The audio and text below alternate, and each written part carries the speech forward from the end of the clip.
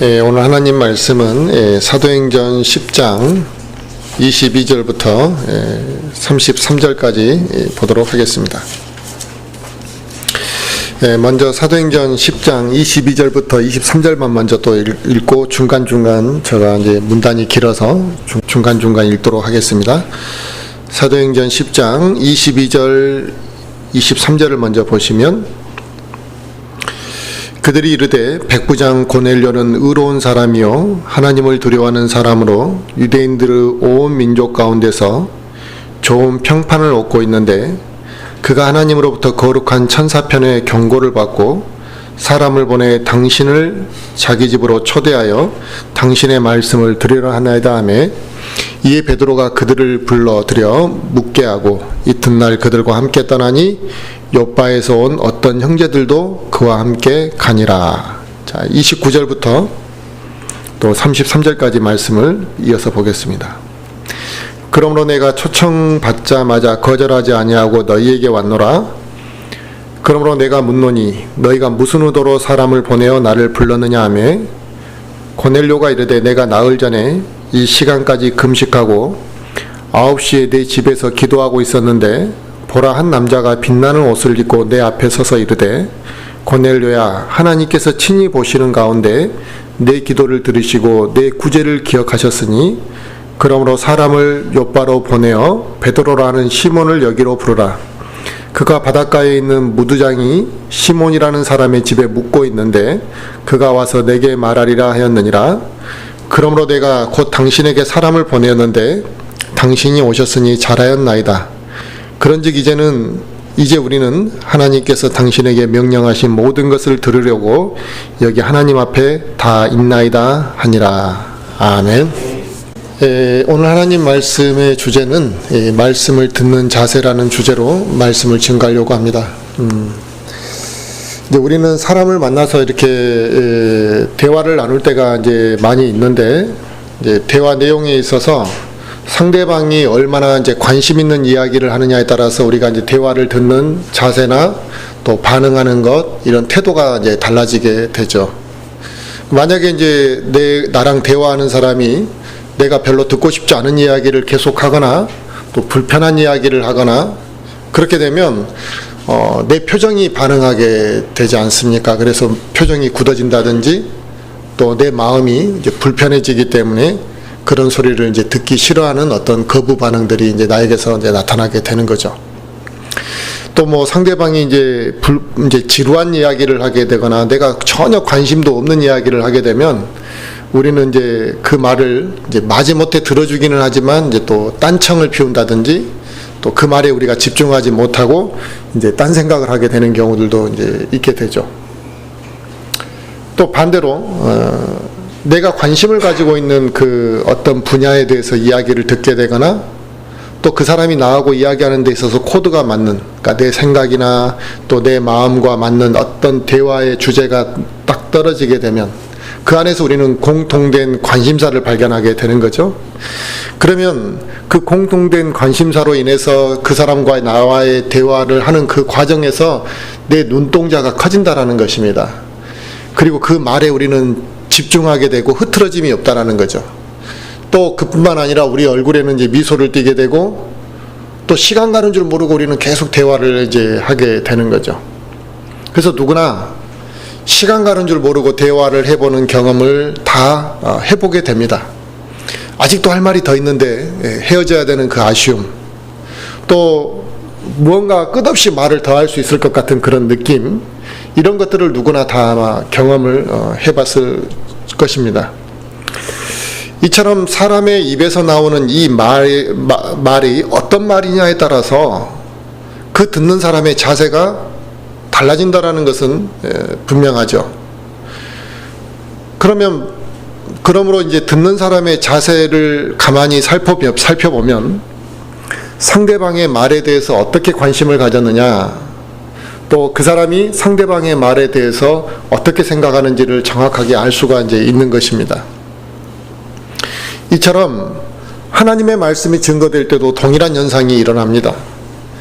하나님의 말씀을 듣는 자세를 보면 그 사람의 현재 마음 상태나 하나님의 말씀에 대해서 어떻게 생각하는지, 영적 상태가 어떤지를 그대로 보여준다라는 것입니다. 어떤 사람은 설교를 하면 이 설교 말씀을 들으면 집중을 잘 하지 못하는 사람들이 분명히 있습니다.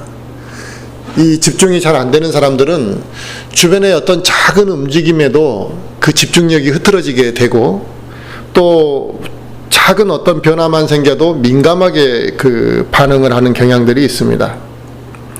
또 어떤 경우에는 이제 설교 시간만 되면 습관적으로 조는 사람들도 분명히 있습니다. 이 사람들은 그냥 피곤하다 아니면 다른 이유를 대지만 그것은 그냥 단순한 문제가 아니라는 거죠. 또 설교 시간만 되면 딴 생각을 하는 사람도 있습니다. 눈동자는 맞춰져 있지만 그의 마음속에 말씀이 들어가지 않는 딴 생각을 하고 있는 사람도 있다는 거죠. 하지만 또 반대로 하나님의 말씀을 귀를 열고 마음을 열고 집중해서 듣는 사람도 있다는 것이죠. 언제 한 시간의 설교가 이렇게 금방 지나갔지? 이렇게 듣는 사람들도 있습니다. 설교 말씀을 들으면서 마음이 반응하지 못하고 또 무덤덤한 표정으로 반응하는 것, 이것은 우리가 그만큼 그 말씀에 대해서 관심이 없다라는 것이고, 그 말씀이 나의 마음에 이렇게 연결이 안 되고, 그러니까 코드가 안 맞았다는 이야기가 되죠.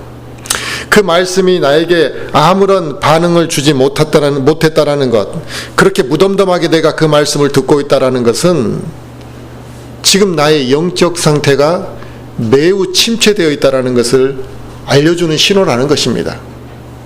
그런데도 그 다음 주에 또 무덤덤하게 설교를 듣는다는 거예요. 한 반쯤이나 듣고 아니면 중간중간 그냥 건너뛰어서 그냥 대충 설교를 듣는다라는 것입니다. 근데 그게 계속 그런 식으로 반복이 되면 그 영적 상태가 문제가 있고 침체가 되어 있다는 것을 인지해야 되는데 인지를 못한다는 거예요. 그게 정상인 줄 알고 살아간다는 거죠. 그것은 결국 어떤 현상이겠습니까? 성령님께서 그 사람의 마음을 지금 주장을 못하고 있다는 거죠. 근데 성령님께서 나에게 역사해 주시고 성령님께서 뜨거운 무엇인가가 나타나기를 원한다고 한다면 그건 말이 안 맞는 거죠. 말씀을 들으면서 졸거나 또 말씀을 들으면서 반쯤은 딴 생각을 하거나 그런 사람들도 영적 상태가 안 좋기는 마찬가지입니다. 말씀을 들을 준비를 전혀 하지 않았다라는 거죠. 그리고 그런 사람들은 하나님의 말씀에 대한 갈급함이 없기 때문에 나타나는 현상입니다. 내가 저 사람을, 반가운 사람을 만나면 그 사람이 오늘 어떻게 살았는지, 그 사람이 그동안 어떻게 살아왔는지를 궁금해하고 그 사람이 하는 말을 다 잘 들으려고 하고 관심 있게 눈을 맞추는 것이거든요. 그런데 하나님의 말씀에 대한 갈급함이 없기 때문에 존다라는 거예요. 하나님의 말씀에 대한 갈급함이 없기 때문에 말씀이 지금 하나님이 선포하시는 그 말씀을 하는데도 딴 생각을 한다는 것입니다. 준비가 전혀 들을 준비가 안 됐다라는 거죠. 그리스도인이 영적으로 나태해지면 제일 빨리 나타나는 현상 중에 하나가 뭐냐? 기도하지 않고 성경책을 멀리하는 것이 제일 빨리 나타나는 현상입니다. 물론 정상적으로 교회를 나오고는 있지만 기도하지 않고 이제 성경책 보는 것을 멀리하는 사람들도 많이 있거든요. 그러면 그 사람들은 괜찮은 사람이냐? 그렇지 않아요. 이미 나태해져 있는데 이제 그 절벽 끝터리에 서 있는 거나 마찬가지죠. 언제 실족할지 모르는 거죠. 사실은. 그런데 영적으로 나태해지면 제일 먼저 나타나는 것은 성경책과 멀어지고 기도와의 관계들이 단절된다라는 것이죠. 그런 상태가 되면 하나님의 말씀에 어떻게 집중을 잘 할 수 있겠냐 이거죠. 그렇게 하나님의 말씀을 듣고자 하는 마음도 이제 결여되게 되는 현상이 나타나게 되는 겁니다. 이처럼 우리의 마음이 닫혀 있고 말씀에 반응하지 못하게 되면 아무리 설교자가 좋은 설교를 한다 할지라도, 정말 주옥 같은 설교를 한다 할지라도 그 말씀이 그 사람에게 효력 있게 증거가 되지 않는다. 그러니까 효력이 있다라는 건 뭡니까? 하나님께서 그 사람에게 효과적으로 역사하려고 하는 그 능력이 나타나지 않는다라는 것입니다. 결국 그 사람 안에 뿌리를 내리지 못한다라는 것이죠. 그래서 우리가 예배에 참석하는 것, 이건 우리가 하나님 앞에 영광을 돌려드리기 위해서 전력을 다하는 시간이어야만 하는 것입니다. 그냥 대충 이 시간을 때우는 것이 아니라 내가 혼신의 힘을 여기다가 다 쏟아부어야만 한다는 것이죠. 그래서 예배에 참석하는 사람은 찬양을 부를 때도 건성으로 불러서도 안 되는 것일 뿐만 아니라 말씀을 들을 때도 그 말씀에 집중을 하고 준비된 마음으로 말씀을 들어야만 하는 것이 필요한 거죠. 이번 주일날은 어떤 말씀을 듣게 될까? 오늘 하나님께서 나에게 무엇을 말씀하시려고 할 것인가? 이런 기대감이 있어야만 했다는 것입니다. 이런 기대감과 말씀에 대한 갈급함이 있었다면 분명히 우리의 자세는 달라졌을 거라는 거죠. 먼저 예배드리기 전부터의 자세가 달랐을 것입니다. 그런데 이 예배드리기 전부터 우리가 무엇인가를 의식하게 된다는 거죠. 말씀에 집중해야 되고 또 하나님의 음성을 내가 듣고자 하는 마음이 있기 때문에, 그래서 내가 불편한 일들, 또 주일 전날에 여러 가지 하나님의 말씀에 대한 그 방해가 되는 요소들을 아마 하지 않으려고 할 거라는 겁니다. 그러나 많은 그리스도인들에게 이와 같은 권면을 할지라도 이런 권면을 듣고도 유혹을 이겨내지 못한다는 것이죠. 그래서 토요일 저녁부터 내 마음을 준비한다라는 것, 또 주일날 이렇게 한 달 준비된 마음으로 나온다라는 것이 안 되면 일요일날 아침에 일어나가지고 그냥 허둥지둥 막 이렇게 하고 나오게 되는 것밖에 안 되는 거죠. 그동안 내 자신이 말씀에 대한 갈급함이 없고 이 준비된 마음으로 예배를 참석하지 못한다는 것, 그러면 형식적으로 예배에 참석하게 되는 것이거든요. 이런 형식적으로 내가 습관적으로 주일날 나오고 그런 행동들이 나에게서 반복되고 있지 않는지를 돌아봐야 되고, 우리에게 그와 같은 문제가 있었다면 이 문제를 회개하면서 이제는 내년에는 우리가 좀 변화된 자세로 하나님의 말씀을 듣는 것으로 바뀌어야만 할 것입니다. 설교 시간만 되면 이렇게 딴 생각에 쉽게 빠지는 그런 사람들이 있는데, 그런 준비되지 못한 마음으로 예배를 드리고 말씀을 듣게 되면 하나님의 말씀이 이제 선포될 때마다 그 사람의 마음과 생각에 마귀가 딴 생각을 넣어주는 것이거든요. 왜 마귀가 그 사람에게 잡념을 넣어주겠습니까? 하나님과 멀어지라고 잡념을 넣어주는 거죠. 하나님의 말씀대로 순종할 수 없도록 만들기 위해서 그와 같은 잡념을 넣어주는 것이라는 겁니다. 그래서 하나님의 말씀을 듣는 순간 잡념과 헛된 생각들에 사로잡히게 되면 말씀을 들어도 느낄 수가 없는 겁니다. 또 말씀이 그 사람 마음밭에 떨어져서 뿌리를 내릴 수가 없기 때문에 그 말씀을 통해 내가 한 주간을 살아가고 1년을 살아갈 때 하나님의 은혜를 맛볼 수가 없는 것이죠. 이처럼 선포되는 말씀에 집중하지 못한다는 것은 결국 하나님의 말씀에 대한 갈급함이 나에게 첫째 없기 때문이고, 또 말씀을 들을 때 나의 자세가 바르지 않기 때문에 나타나는 현상이라는 것이 분명한 것입니다. 대부분의 사람들은 일요일만 되면은 쉬는 날이죠. 근데 우리는 그 쉬는 날에 이 예배를 드리기 위해 서둘러서 모든 것을 준비하고 이 자리에 앉아 있다라는 겁니다. 그러면 오늘 이 순간 우리는 왜 이 자리에 와서 앉아 있는 것이냐 이거죠. 지금 내가 이 자리에 앉아 있는 이유가 무엇이냐는 겁니다. 우리는 다른 게 아닙니다. 하나님께 영광을 돌려드리기 위한 것이고, 우리는 하나님의 말씀이 나에게 무엇을 말씀하시는지를 듣고자 하는 그 목적이 유일하다는 거죠. 그렇다면 거기에 맞춰서 우리가 다 반응하면 되는 것이다 이거죠. 하나님의 말씀이 나의 영적 양식으로 충분히 채워져야만 한다는 것입니다. 말씀을 들으러 왔기 때문에. 그게 지금 채워지지 않으면 어떤 우리가 영적 에너지로 살아갈 수 있겠냐는 거죠. 그 말씀이 나에게 역사해야만 되고, 말씀이 나에게 역사한다라는 것은 나를 변화시킨다라는 것을 의미하는 거고, 나에게서 열매가 맺어지도록 하나님께서 역사하시는 그 과정이라는 것을 우리는 알아야 되는 것입니다. 우리는 그걸 위해서 이 자리에 앉아 있는 겁니다. 그러므로 우리는 목회자를 통해서 증거되는 그 하나님의 말씀을 듣고 배우는 데 있어서 집중해야 되는 것은 당연한 거죠.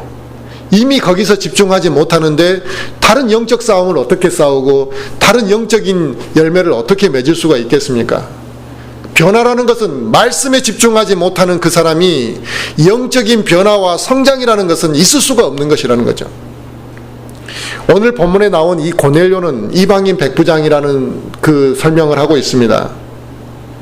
이방인이었다.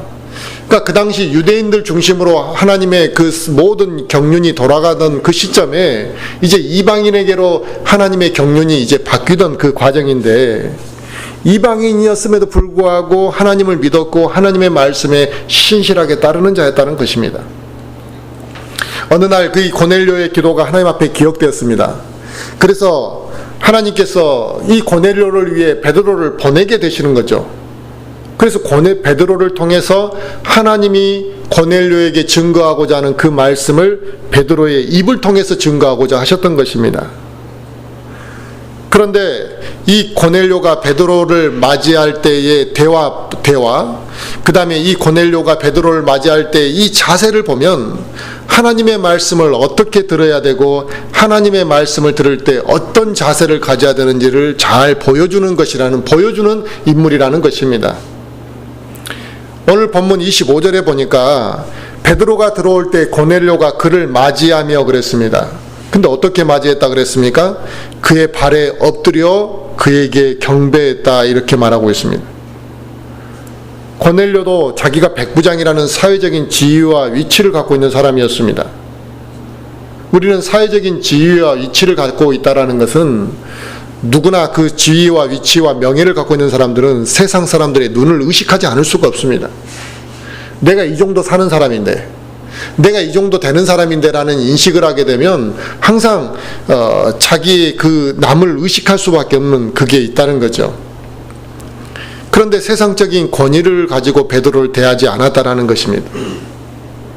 내가 그래도 백부장 정도 되니까 이 정도 내가 저 사람한테 그런 권위를 행사하지 않았다라는 거고, 하나님의 말씀 앞에 자기의 권위고 뭐고 다 내려놓고 그냥 자기를 낮췄다라는 거죠. 그리고 얼마나 겸손한 자세로 베드로를 맞이했냐면 그냥 그 인간 베드로를 경배했다라는 겁니다. 그러니까 대단한 하나의 어떤 신적인 존재가 온 것처럼 그냥 받아들였다라는 의미가 되는 거잖아요. 자기를 납작 엎드려서. 물론 이 말은 한낱 인간에 불과한 그런 목회자들을 잘 대하라는 이런 말이 아니라 하나님의 말씀을 대하는 자세가 어떠해야 되는지를 보여주는 것이라는 겁니다. 오늘 본문의 고넬료가 베드로에게 했던 이 행동과 그의 말을 보면 고넬료가 하나님의 말씀의 명령 앞에 얼마나 첫째 겸손한 인물이었나, 또 얼마나 공손한 사람이었는가, 우리는 그걸 알 수가 있고 이 자세를 배워야만 우리가 하나님의 말씀을 듣는 기준을 정하게 될 것 같습니다. 오늘 본문 또 33절의 말씀에 보면, 그러므로 내가 곧 당신에게 사람을 보내었는데 당신이 오셨으니 잘하였나이다. 그런즉 이제 우리는 하나님께서 당신에게 명령하신 모든 것을 들으려고 여기 하나님 앞에 다 있나이다 그랬습니다. 지금 누구 앞에 있다 그랬어요? 하나님 앞에 있다. 베드로 앞에 있다 이렇게 표현하지 않았습니다. 그는 하나님의 말씀을 듣고자 하는 갈급함이 있었기 때문에 하나님께서 베드로 당신에게 명령하신 모든 것을 지금 하나님 앞에서 듣는 자세로 듣겠다라는 것을 말하는 거잖아요. 그러니까 베드로가 무슨 말을 하든지 그건 인간적인 말이 아니라 하나님의 말씀으로 듣겠다라는 그 자세가 얼마나 바른 자세인지를 볼 수 있다는 겁니다. 하나님이 그걸 기뻐하신 거예요. 이것처럼 세상에서 자기가 얼마나 뛰어난 인물이든 지식이 얼마나 많은 사람이든 그게 중요한 게 아니라 얼마나 말씀 앞에 겸손하고 순종한 믿음으로 듣고자 하느냐, 이게 바른 자세라는 것입니다. 하나님이 말씀하시는데 좋을 사람이 누가 있겠습니까? 하나님을 대면하는데 딴 생각을 하면서 하나님을 대면할 사람이 누가 있겠냐 이게. 아니면 하나님을 대면하는 자리에 나는 오늘 바빠서 참석하지 않겠다고 하는 사람이 누가 있겠냐 이거지. 데살로니가전서 2장도 한번 잠깐 찾아보겠습니다.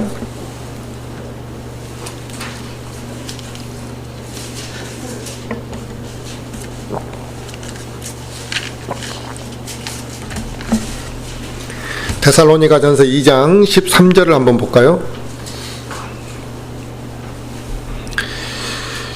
이런 까닭에 우리가 또한 하나님께 끊임없이 감사를 드림은 너희가 우리에게서 들은 하나님의 말씀을 받을 때 그것을 사람들의 말로 받지 아니하고 하나님의 말씀으로 받았기 때문이니 진실로 그러하도다. 그 말씀이 또한 믿는 너희 안에서 효력 있게 일하느니라 그랬습니다. 아멘. 즉 하나님의 말씀을 들을 때 사람의 말로 듣지 아니하고 하나님의 말씀으로 받았기 때문에 그 말씀이 그렇게 받아들인 믿는 자들 안에서 효력 있게 일했다, 이렇게 지금 이야기하고 있는 거죠. 이처럼 하나님의 말씀을 듣느냐 안 듣느냐가 그게 지금 핵심이 아니라 어떤 자세로 듣느냐가 매우 중요함을 알 수 있는 거죠. 그래서 말씀을 어떻게 같이 들었다 할지라도 그 말씀을 어떻게 들었느냐에 따라서 각 사람 안에서 하나님의 능력이 다 다르게 나타난다라는 것을 알 수가 있습니다. 바로 고넬료가 베드로를 통해서 하나님의 말씀을 듣고자 했을 때 인간의 말이 아니라 하나님의 말씀으로 들으려고 했던 그 자세를 우리가 반드시 배워야만 한다는 것입니다. 지금 이 시대에도 하나님의 말씀을 듣기 위해서 많은 것을 감수하면서 지역교회를 나오는 사람들이 아직도 많이 있습니다. 하나님의 말씀에 대한 사모함 때문에 기쁨으로 막 멀리 찾아가는 그런 경우들이 있죠. 바른 말씀과 이 바른 교리로 이렇게 이제 그 말씀을 전하는 교회가 전국에 많지 않다 보니까 바른 지역교회를 찾아서 떠나는 이 그 그리스도인들이 많이 있거든요. 그래서 어떤 사람은 2시간 거리를 뭐 이제 걸려서 지역교회를 참석하는 그런 사람도 있습니다. 또 어떤 사람은 1시간 거리도 이제 교회까지 오는데 1시간이 걸리는데 그 거리 1시간 거리가 짧은 거리는 아니잖아요. 그런데 또 다른 사람을 이제 태워서 오기 위해서 이렇게 돌아서 더 멀리 1시간 넘게 교회를 출석하는 사람들, 그런 걸 마다하지 않고 수고하는 사람들도 있습니다. 주변에 교회가 없어서 그런 건 아니잖아요. 주변에 교회는 많이 있지만 내가 좀 말씀을 듣고 싶은 그 갈급함, 하나님의 말씀에 대한 바른 말씀에 대한 갈급함이 있기 때문에 그런 불편함을 마다하지 않고 매주마다 기쁨으로 그와 같이 예배를 참석하는 사람들이 전국에 있다라는 것이죠. 거기에 반해서 어떤 사람은 차를 타고 30분 거리가 멀다고 교회 나오는 것을 부담스러워하는 사람도 있습니다. 과연 몇 시간 거리도 마다하지 않고 바른 말씀을 들을 수 있다면 감사한 마음으로 오는 사람하고 30분 거리가 멀다고 불평하고 또 힘들다고 말하는 그 사람들, 또 말씀에 대한 이 갈급함이 없이 교회에 참석하는 그런 사람들을 보고 하나님이 어떻게 평가하실 것인지를 한번 생각해 보면 그건 뻔한 이야기 아니겠냐 이거죠. 이런 두 부류의 사람들에게 하나님의 말씀이 선포되었다라고 합시다. 같은 반응이 나오겠냐는 겁니다. 이런 두 부류의 사람에게 하나님의 말씀이 선포되었을지라도 하나님의 말씀은 당연히 다른 반응이 나올 수밖에 없는 것이고, 그로 인해 그 사람 안에서 역사하는 능력도 다르게 나타날 수밖에 없는 것입니다. 말씀을 듣기 원한다고 하면서도 자기가 희생해야 하는 것에 대해서 인색한 그리스도인들도 있습니다. 그 사람들은 어떤 사람들이냐? 그저 말씀을 듣고 편하게 섬기려고 하는 사람들이 있습니다. 그래서 인터넷 신자가 늘어나는 걸 저는 매우 위험하게 생각합니다. 우리가 인터넷에 설교 내용을 올리는 것은 여건상 참석하지 못하는 사람들이나 또 우리 교회가 어떤 교회인지를 모르는 사람들을 위해서, 또 아니면 내가 그 은혜 받은 설교를 다시 한번 듣고 싶어서 그 설교를 올리는 것이지, 교회 참석하지 말고 집에 앉아가지고 모니터 앞에서 설교 들으라고 우리가 인터넷 설교를 올리는 것은 아니거든요.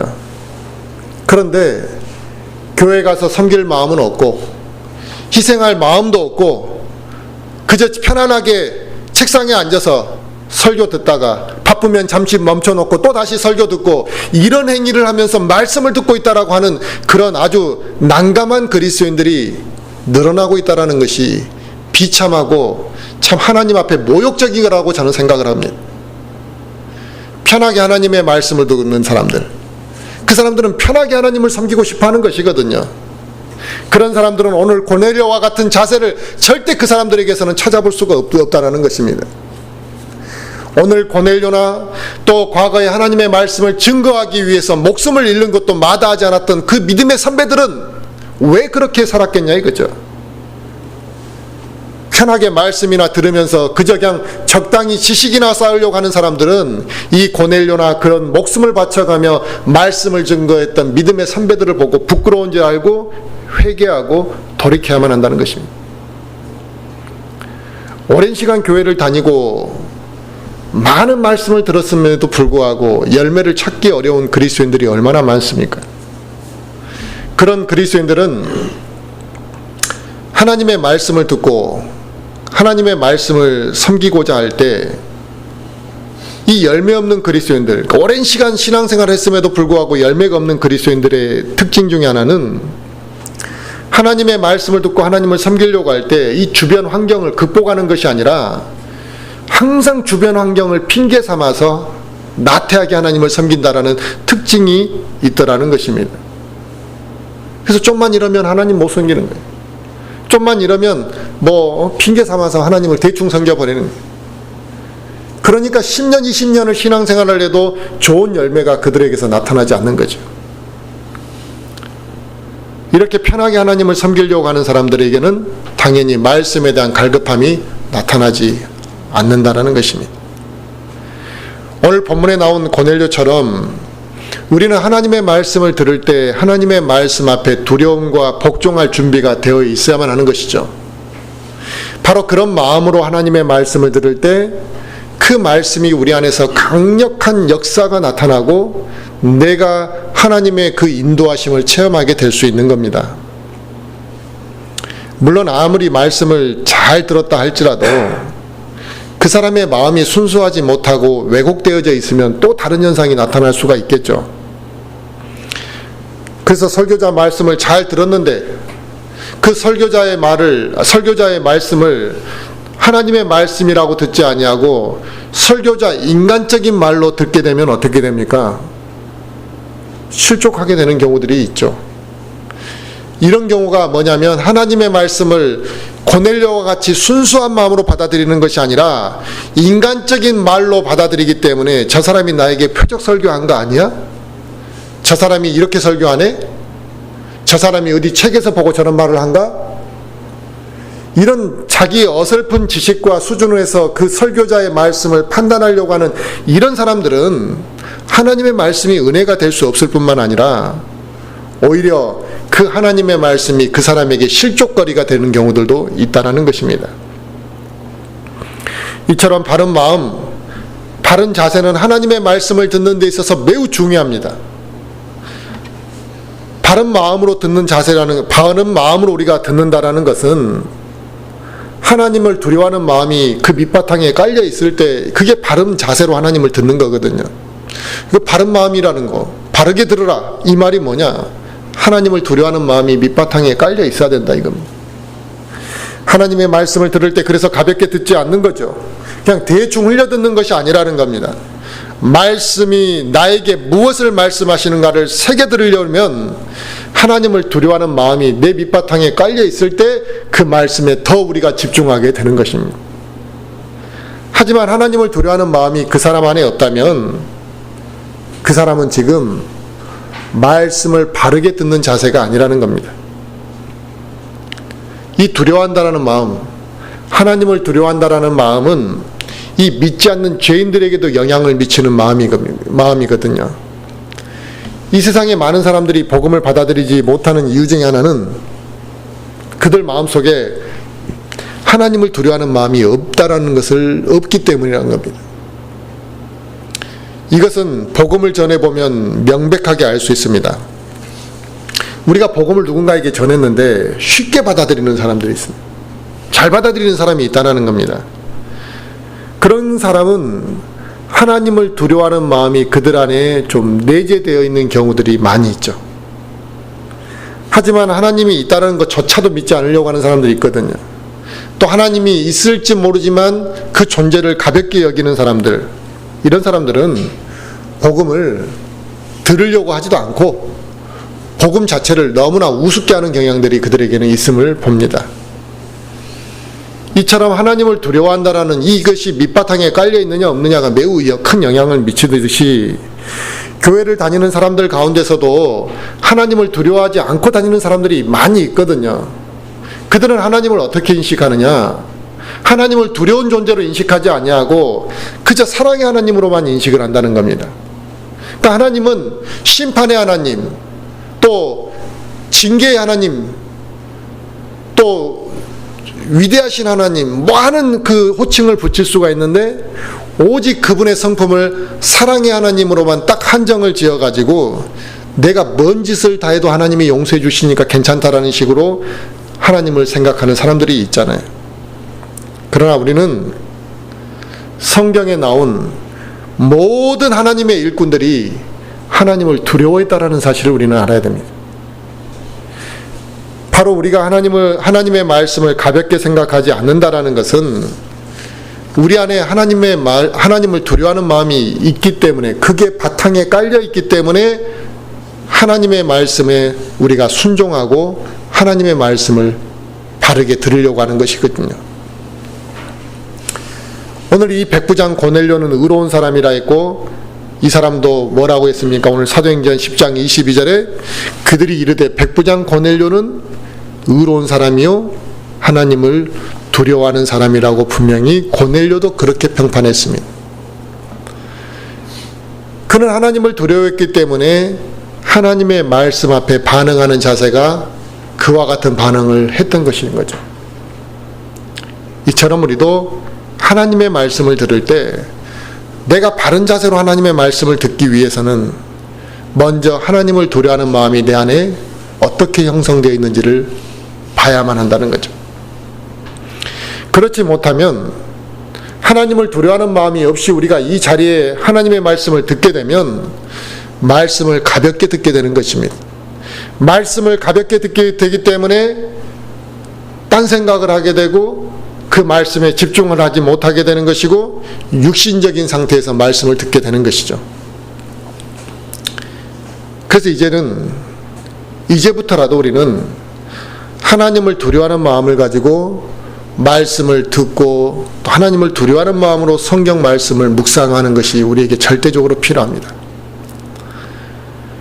오늘 본문의 이 베드로와 고넬료는 주 안에서 이렇게 이제 만나게 됐지만 사실 이 베드로는 유대인이고 고넬료는 이방인이었기 때문에 이 둘은 사실 겸상을 하며 식사를 할 수 있는 그런 그 상황은 사실은 아니었습니다.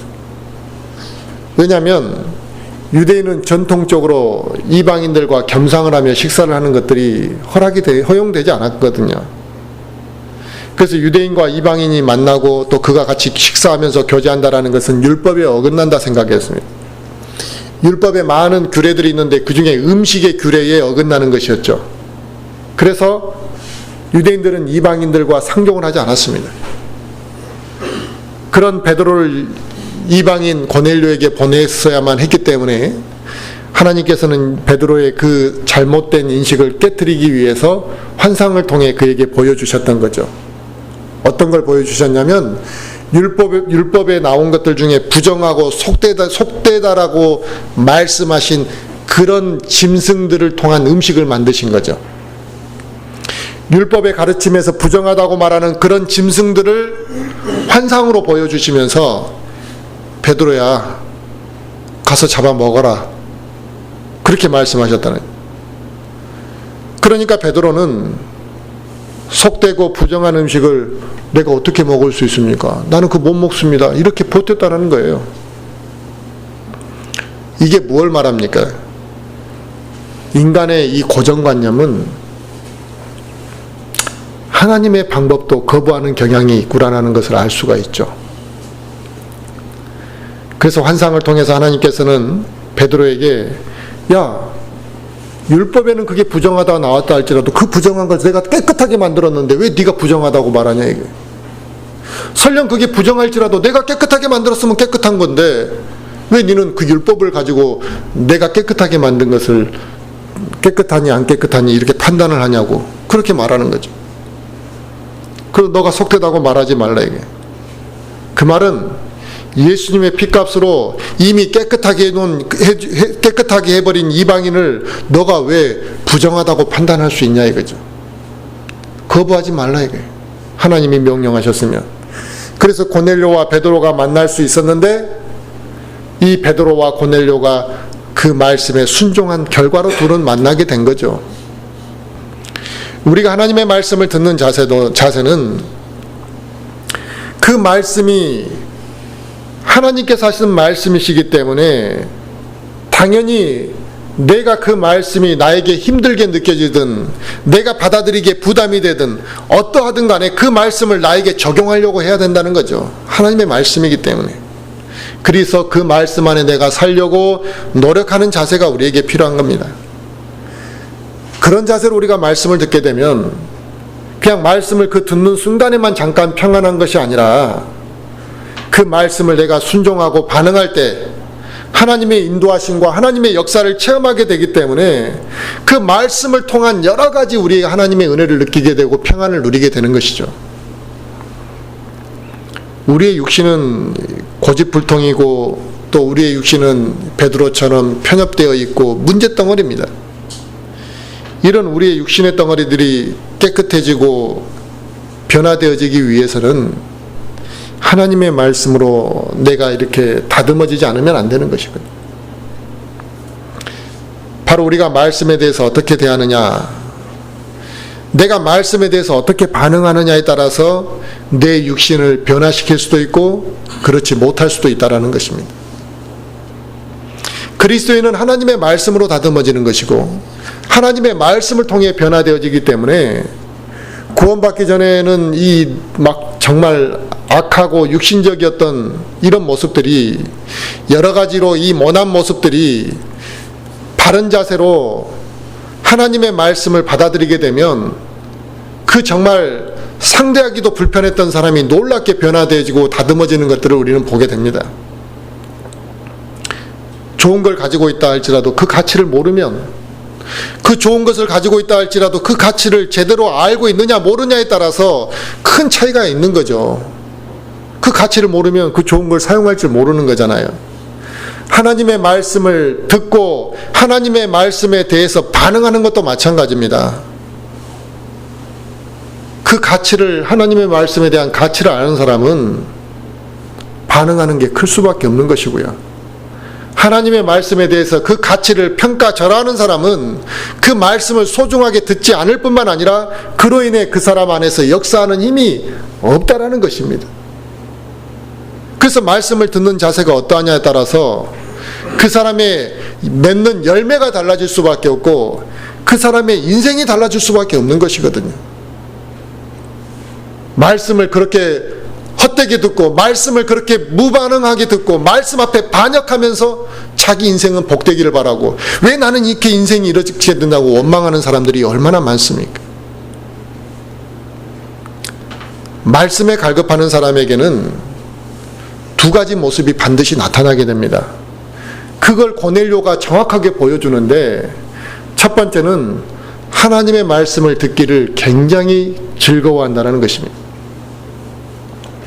또 말씀에 갈급하는 사람의 두 번째 특징은 그 하나님의 말씀을 자기에게 증거해 주는 사람에 대한 존중할 줄 아는 특징이 그 사람에게 반드시 있다는 것이죠.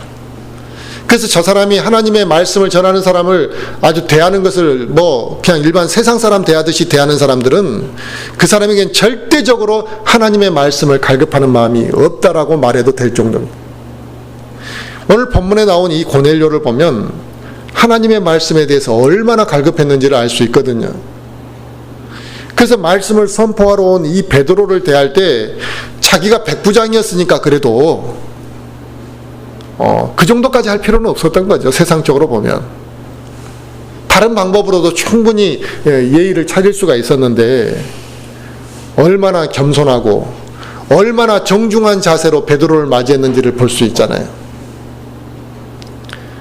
그러나 하나님의 말씀에 갈급함이 없는 사람은 말씀을 멀리하고 살아가는 것뿐만 아니라 하나님의 말씀을 증거하는 사람에 대해서 존중할 마음도 없고 하나님의 말씀을 증거하는 사람에 대해서 귀하게 생각하지도 아니하고 또 하나님의 말씀을 증거하는 사람에 대해서 자기가 어떻게 대접해야 되거나 어떻게 대해야 되는지조차도 인식 자체가 없습니다. 그래서 말씀을 듣는 이 바른 자세가 되어 있지 않는 그리스도인들은 말씀을 들을 때 설교 시간에 집중하지 못하는 거야 뭐 당연한 것이고요. 또 이렇게 말씀을 온전히 집중하지 않게 되면 하나님의 말씀을 통한 기쁨을 누리지 못하는 것이거든요. 그래서 하나님의 말씀을 듣는 것을 힘들어하는 사람들이 있습니다. 그냥 말씀 듣는 걸 피곤해하는 사람들이 있죠. 그 사람들은 영적 상태가 매우 심각한 겁니다. 우리는 하나님의 말씀을 일주일에 한 번 이 교회에 와서 설교를 통해 듣는 것으로 다 끝나버렸다라고 생각하면 큰 착각입니다. 이 설교 말씀은 우리 삶 속에 에너지를 부어주는 것이고 이제 방향을 제시하는 것이죠. 하지만 나머지 영적 충전들은 이게 소진이 안 되는 게 아니잖아요. 그래서 중간중간 충전은 틈나는 대로 말씀을 읽고 묵상하는 걸 통해서 재충전이 이루어져야만 하는 것입니다. 그래서 우리가 수요일날 모이는 이유가 뭡니까? 우리가 수요일날 계속 참석을 해보면 수요일날 참석을 할 때와 안 할 때와의 상태가 달라지는 것을 다 우리는 느낍니다. 그래서 우리가 주중에 이렇게 모이는 것은 뭐냐면 기도의 생활이 흐트러지지 아니하고 영적 생활을 다시 한번 딱 붙잡기 위한 목적이 있는 것이거든요. 그래서 수요일날 힘들어도 우리가 모이는 것이고 또 세상 가운데서 다른 유혹이 있을지라도 우리가 그것을 이겨내고 참석하는 것입니다. 그러므로 우리가 이 세상 가운데 살면서 이 세상에서 믿음을 지키고 또 성별된 삶을 살기 위해서는 말씀을 들어야 되고 읽어야 되고 바른 자세로 말씀 앞에 반응해야만 한다는 것입니다. 왜냐하면 말씀은 우리 그리스도인들에게 영적 양식이며 우리에게 영적 무기가 되기 때문에 그렇습니다. 그래서 우리는 하나님 말씀 앞에 항상 두렵고 떨리는 마음으로 말씀을 받아들일 준비가 되어 있어야만 합니다. 그건 우리 그리스도인들에게 매우 필요하고 중요한 부분입니다. 영적 양식을 공급받아야 하는 우리 그리스도인들이 바른 자세와 자세로 말씀을 듣지 않게 되면 영적 시험 앞에 쉽게 우리가 빠질 수밖에 없고 또 말씀을 우리가 그렇게 많이 들었음에도 그 말씀이 우리 안에서 효력 있게 역사하지 않게 된다는 것이죠. 이처럼 말씀을 듣는 바른 자세는 우리의 영적 생활과 밀접한 관련이 있습니다. 그래서 중요합니다. 어떤 자세로 내가 하나님의 말씀을 듣느냐, 어떻게 내가 하나님 말씀 앞에 반응하려고 하느냐에 따라서 그 사람이 열매를 맺는 게 달라지고 그로 인해 신앙의 상태와 인생이 달라지는 것입니다. 고넬료와 같은 겸손한 자세, 하나님의 말씀 앞에 순수한 바른 그런 자세를 이제 우리가 내년에는 우리 모든 성도들이 또 우리 자녀들이 다 갖게 되기를 간절히 바라겠습니다.